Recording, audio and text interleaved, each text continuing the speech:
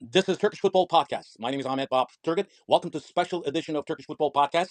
In this podcast, we're going to be talking to a special guest. Also, I'll try to recap what happened on Saturday, Friday, Saturday, and Sunday matches in the Turkish Super League. But after this podcast, I want to come back, do the preview or recap of the European competition matches for Turkish teams, and recap the Week 11 for you. But you know what happened on Saturday. Galatasaray and Trabzonspor met in Istanbul, and it was 0-0 tied. That gave a hope for Beşiktaş and Fenerbahçe today on Sunday.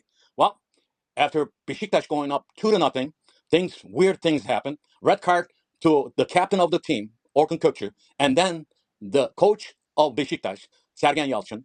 So a man down of Beşiktaş lost this match to Fenerbahçe 3-2 at the end of the match. So on top of the Turkish Super League, the gap is only now 4 points. Galatasaray with 29 points, Fenerbahçe with 25, and Trabzonspor with 24. What could I say about Beşiktaş? Beşiktaş had a chance today to capture, at least to stay in the race. That did not happen. But we'll forget about that. I want to give you that information. Like I said, I will come back after this podcast. We'll recap the Week 11, and then we'll recap what happened in the European competition, because on this coming Wednesday, very important match coming for Galatasaray against Ajax in Holland, and Fenerbahçe will be at home, and Samsunspor will play in the Conference League match on Thursday. So my special guest, very famous man, who is graduate of Johns Hopkins University, also graduate from Istanbul Bilgi University, and his name is Cenk Sidar. He has studied international studies, but now he's a founder and owner Enquire AI. Cenk, welcome to the Turkish Football Podcast. Thank you, Bob. It's a great pleasure to be here. I appreciate your invitation. Thank you. Cenk Sidar is, how should I say that, very good Galatasaray fan. He I follows am. Galatasaray team in all the European competitions, also in Turkey. He just came back from Turkey watching Galatasaray, and he watched Galatasaray play against Liverpool, also Bodo Glimt. I want to talk to him about the Galatasaray current situation. I want to talk about a little bit this Saturday's game, but overall, what you saw against Liverpool, I think that was the best Galatasaray team I ever seen this season so far. What do you think, Cenk? No, definitely. And Galatasaray always plays different against European giants. I grew up watching Galatasaray in Champions League and UEFA Cup, winning the UEFA Cup in 2000. So Galatasaray gets like very activated when there's a big team. Could be Arsenal in 2000, and like Manchester United, even last year Tottenham and Manchester, even away games. But as you say, I think this year the Liverpool game was very different. I think also the squad of Galatasaray is a very A-level team, and with all the players like Osimhen, Sané, Gündoğan. So I'm very, very hopeful about Galatasaray this year for the Champions League. And the Liverpool game was really amazing. I was lucky to be in the stadium watching it live. It was 1-0, but played quite well the whole game. We kind of repeated that in the Bodo game. It was very, very like a fun game to watch. The fans are super activated. The Champions League is always kind of feels like home for Galatasaray. So I'm very hopeful. I think it's a promising year for Galatasaray. If not to repeat the 2000, get something very close about it. Well, yeah, I want to talk about, you mentioned the 12th man, the fans. Yes, Yeah. against Liverpool, against Bodo Glimt. Even every Turkish Super League matches, when Galatasaray plays at home, they have a full house and Ram Stadium, but they are fantastic. I think against Liverpool and Bodo Glimt, the 12th man made a huge difference. I mean, it was really magical. It was so loud. Everybody who came to the game with me is a Beşiktaş fan. He's a very close friend of mine. It was his first time at the Rams Park, and he basically admitted that he never saw anything like that. And he's a very good Beşiktaş fan. But I think you can really this is something else. I think the acoustic of the stadium, or the activation of the fans. But it was really, really difficult. I can't imagine to be a team player, play against Galatasaray and be on the field and being able to play without getting distracted Right. with that noise. So Right. and hopefully it continues, because it's like I think two things kind of trigger each other, right? Team Right. playing well, the fans Right. are getting very excited. Right. The fans are excited, and then team is playing probably yeah. better on the field. So it's Oh.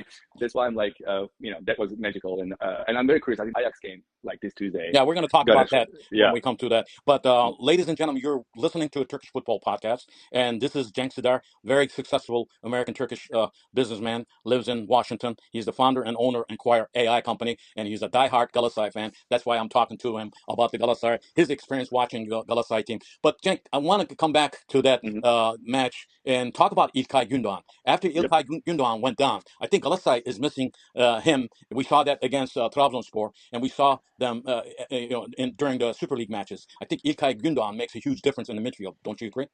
I mean, he does, and like how many games he played? Four, I believe, 4 or 5, right? I mean, it's Right. unbelievable how he kind of created a spot for himself, and now we can even miss his existence like that quickly. So you're definitely right. I think he's more than a player. He, there are a lot of media. I think he's the coach on the yes, pitch when he exactly, plays. exactly. I never saw that.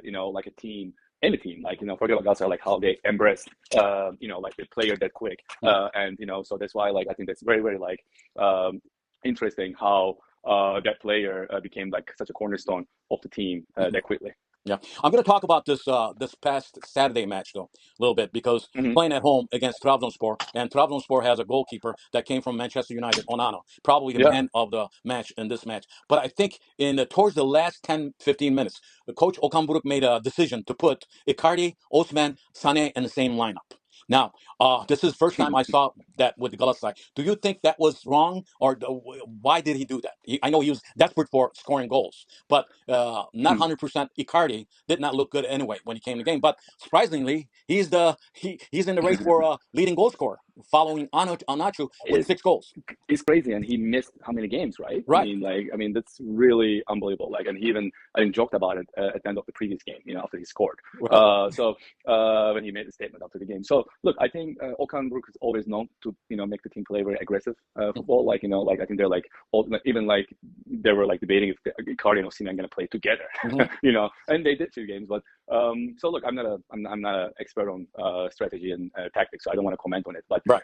What I want to say is like the the Sané, like Barış, the attacking team is like scary for any team. I forget about like any Turkish league team, but like in the Champions League game, it's like a dream come true for Galatasaray. Oh yeah, to have those players together. That's why I called in the beginning of the season after all these transfers done. I said this has got to be the dream team of Galatasaray because let's face it, all the money that they spent, especially on Osman and Sané, you got some players that still hurt, İlkay Gündoğan and Icardi, and you got the best talented players. I mean, this current squad is not built for Turkish Super League. No, this is built for Champions League. 100%, and that's why maybe we can afford to have 2-star attackers like Icardi and Osimhen, like, because we can rotate them. And you know what? The funny thing is, I mean, like we were even gonna have Hakan Çalhanoğlu on top of this. Yeah, it was very close. Can you imagine? I mean, could you imagine if that that would have been I mean, well, no. After İlkay Gündoğan came, I don't think they needed Hakan Çalhanoğlu because how are you gonna use Hakan Çalhanoğlu? Yeah, but Okan can be very creative. Like I think, but so I don't know. I mean, I think there were still some discussions even after that, but I'm not sure. So I mean, this team is built really for Champions League. You're right. So, and to be honest with you, I'm a Galatasaray fan. I'm a diehard Galatasaray. We've been winning the league for 2 years, right? Of course, I would love to, get the 25th champion. Sorry, going to be 26th. Yeah, right. Yeah, of course. 26. Yeah, exactly. 26 championship. But I think now we need something big in Europe. I think a big win in European like Champions League, or maybe like semi-final, or like quarterfinal, or even like a final is attainable. And I think this is what Galatasaray fans really want this year. So I'm not really motivated as a fan for like a league championship. So maybe it's good for another team to have it because like otherwise it will be like a pure domination. It's gonna be like 5th year. I mean, like the 4th year. I think we did 4 years before during Terim. But still, so I think we really need something major in European leagues, and I think it's very possible. But that team, I think, usually what Galatasaray accomplished this year also, like usually when you have that kind of A-level players, I mean, much better than I do, like in the historic, in the old times, like the players always had issues with each other. Right. Like egos and the superstars. And then to handle those superstars, Okan Buruk is doing a great job on the team. Yeah, and I mean, I may be wrong, and I don't want to like knock on the wood, but like we didn't have any such issues like both Osimhen and Icardi are like very down to earth personalities. I also heard from people that know them personally, like in the club, etc. They're both very like down to earth. They like put the club always, like one little concern. One other Barış Alper Yılmaz little bit gave. That's why a lot of some fans don't like Barış Alper Yılmaz what he did after. So like, that chaos still going on with Galatasaray fans. Some of them. It does, but I wouldn't. I mean, I think it's early to call him a superstar, right? I mean, he's a young, rising star, but I think he has a little bit ego issues. It looks like it from a side, but I like him. I think he was a great player. I think he wanted to. I think he can really do well in Europe, especially Premier League type of setting, in my opinion. But I think there were a few statements I remember, like that maybe read a little bit like egocentric in the past. But I would call like Ilkay, like Sane, Yeah. Osimhen, Oh Icardi. no, Those are the he's different not in the levels. same And page. No, no. I agree. I exactly. agree. But they seem to be very like Right. comfortable where they are. They're not like like especially like Icardi waiting a substitute is like Yeah. I mean unbelievable to me, right? I mean this is like you making Icardi sit on the bench. Oh yeah. And Osimhen play, and Osimhen gets out on the 17th minute sometimes. Like you see that they can, and no Right. one is making a big deal. No. I think it's like I think I he think this is calmed down, something. especially against Trabzonspor on the pitch. Last couple games, he was really nervous. He was uptight, and the last match against Trabzonspor, he was very calm. At least he did not show that angryism in on the pitch. But Cenk, I wanted to, since the Champions League match coming up this Sure. coming Wednesday, and Ajax is the opponent for Galatasaray, and Galatasaray with 6 points, they're in 14th place in the Mm, Champions League bracket, and Ajax with 0 points, they're in the bottom barrel. They're the last yeah. teams. But now, if you underestimate Ajax in their home No. turf, that would be a No. negative thing to No. think about it. I think Yeah. Galatasaray should prepare because Ajax is a very young team, very disciplined team. What do you think about what will happen on Wednesday against Ajax? Look, I think you're 100% right. I think you cannot underestimate any team. I Mm. mean, in In like in the Champions League, yeah. Champions League, yeah, but now the league is a bit big, right? So I don't know. The 36 teams, like maybe you can do some, but what I think is like I think what happened to Ajax so interesting. If you remember, they were ahead of their runner like about 9 points Right, until the fourth or like last 4 or 5 weeks, and something happened, and they lost the league championship, and right. like in a very unfortunate games, and so now they couldn't really get over that since Yeah. then. It's But been and they're a young team. They're a physical team. They yep, do yep, run 90 minutes. That is one thing that Galatasaray, what they did against Liverpool, yeah, against Bodo Glimt, same way. They should not stop after 70 100%. minutes. I think Galatasaray should prepare this match 90 Oh, full minutes. 100%. Yeah. I think Gaza would never underestimate. First, they're Ajax, right? Their name is there. Right, So I think right. they're like, and was it last year we played against them and lost? I don't recall it, but I think so. Yeah. Hmm. I think so. I think so. Hmm. Like I think Ajax usually is not an easy team for Galatasaray. So I don't remember a major win against Ajax. I Right. may be wrong, but I think it was either last year or previous year. I think in European League, not the Champions League, European Not the League. I same. think Yeah. they Hmm. so in the group stage, still Right. similar models. I think they I we agree. couldn't win that game. Right.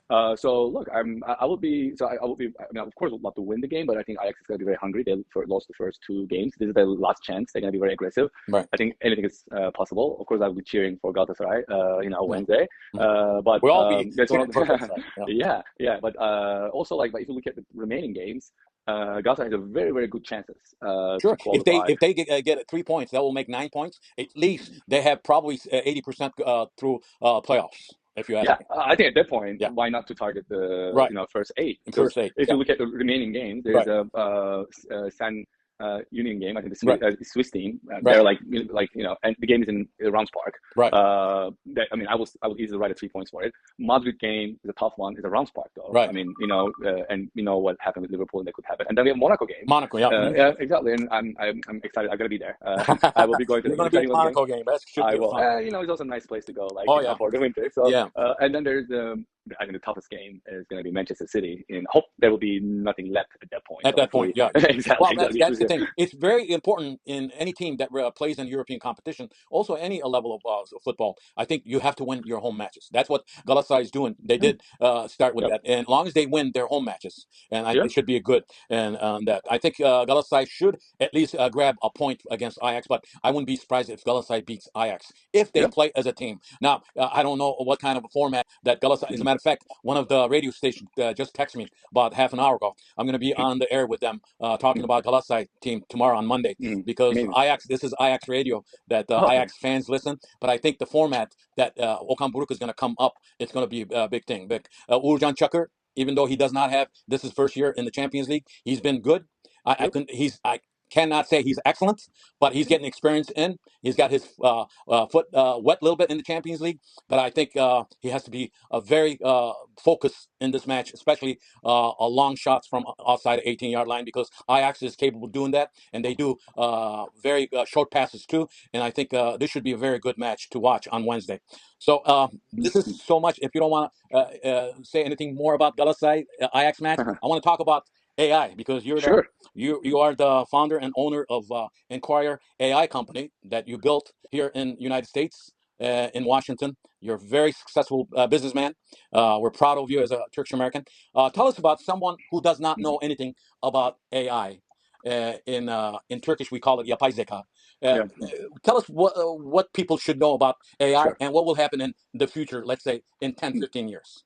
So I mean, artificial intelligence is not a new concept. It's been coined in 1950s by Alan Turing. Right. What is different today is now artificial intelligence is generative artificial intelligence. Now we call it generative artificial intelligence. Very different than the previous definitions of artificial intelligence, because this time it generates knowledge, it generates work, it gets the job done. Usually that was going to get done by white collar workers. Mm-hmm. And in the past, all these technology transformations that we witnessed in the history, they were all automating the work for blue collar workers. In late 1800s, like when the textile machinery was adopted, in England, Right. that changed the labor landscape, but it created more jobs. It eliminated the people that were doing manual work, but then people who were able to use the machinery took those positions. But this time, I think we are talking about a new type of phenomena, which is like automating the jobs of knowledge workers, like the white collar workers, and those jobs are gone. I mean, we're not going to have new type of jobs coming in, because artificial intelligence, generative artificial intelligence, now can do everything that humans can do. Like there will be jobs, but there will be much lower number of jobs available. If you're running a law firm with 100 lawyers, and doing X number of cases, you can do X number of cases with maybe 8 or 10 lawyers using artificial intelligence. So what does it mean? It means that we're going to have a big job crisis. And this week we saw that happening. And in the with past, Amazon, right? Amazon, and UPS, a company called Chegg, education company, and the sad thing is, in the past, those changes happened in decades, because a machinery adopted in UK, in Manchester, like it took like maybe 50 years that hit Anatolian town, right? But now technology is accelerating everything. All the acceleration. So now all the impact that generative AI created, now we start already seeing the impact in our daily lives. Already people start losing their jobs. So this is very scary. And people still looking at the artificial intelligence on a kind of unknown subject. But I can tell you that this is a very a transforming times. And it's a good thing and a bad thing, but I can say it's probably more negative for the large masses of populations. I call it Is it AI good for the community? For people, or bad? Because there could be identification thefts and stuff like that. It's because you could, let's say you could create myself as a person and have somebody talk in my voice, and they think it's me. Could they do that? Look, I think again, it could be a great thing for you if you can. You can do this now today with the technology available. You can build your avatar with your voice, with your look, and you can have a license of it. And then you can, rather than being in front of camera or being on a podcast, you can basically feed your avatar all the notes, all the transcript, and you can get the job done in 10 minutes rather than spending 3-4 hours on production. So it's a good thing, right? But on the other hand, more people will be able to do something like that. Maybe some people. You've been well-known sports journalist for decades, and you had the experience. You don't have any problem being in front of camera or the microphone. But now people who maybe not very good in front of camera, but they're shy, but they may be very good in analysis, right? They're maybe genius in interpreting soccer. Now they can also start their podcast. So there's no competition. Or there's good things and bad things could happen. Like in everything. Technology is never black and white. Long as you use AI in good sense, I think it'll be good for the people. I agree with you. Ladies and gentlemen, you're listening to Turkish Football Podcast. We had special guests on the program today. It's a special program, and his name is Cenk Sidar. He is well-known Turkish-American businessman in the United States. He is a graduate of Johns Hopkins University, also from Istanbul Bilgi University, and he's a founder and owner of Enquire AI company. He has a lot of things under his sleeves. Like I said, he is a very talented businessman, and we're proud to have him here in the United States and represents Turkish-American community in the United States. Cenk, I want to thank you.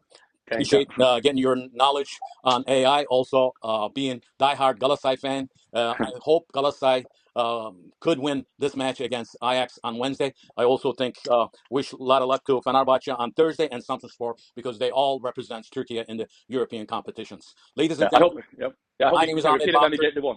Sorry. Yes. Lastly, Uh, what would you say to the listeners of Turkish Football Podcast, Cenk?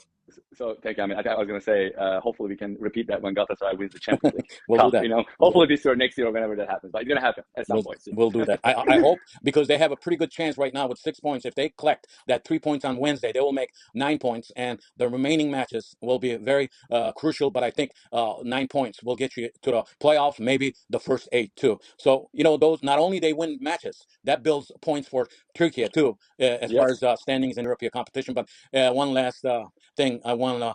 I talked about it in my last podcast, the referee, the scandal. We'll talk about that some other time, but I think that was the biggest scandal in Turkish football. I was disgusted. I'm sure you were too. And this is what a bad way to represent Turkish football, because the whole world media talked about this. They are Hmm. still talking about it. So we'll probably, next time I talk to you, Cenk, we'll talk about this biggest scandal in the referee betting stuff, because the betting in Turkish football in general is just bad. Because when Turkish Football Federation depends on these betting companies, and then have them sponsor the Turkish leagues, that is where the no-no starts. I think that I want to talk to you about that next time we come back to do Turkish Football Podcast with you again. Cenk, thank you very much. I appreciate you coming out to Turkish Football Podcast. Ladies and gentlemen, you've been listening to Turkish Football Podcast. My name is Ahmet Bob Turgut. Listen to this podcast wherever you listen to your podcast, and make sure to listen to me on Facebook, and also at Twitter, at X, at Turkish Soccer, and Instagram too. Again, thank you. See you. Bye bye.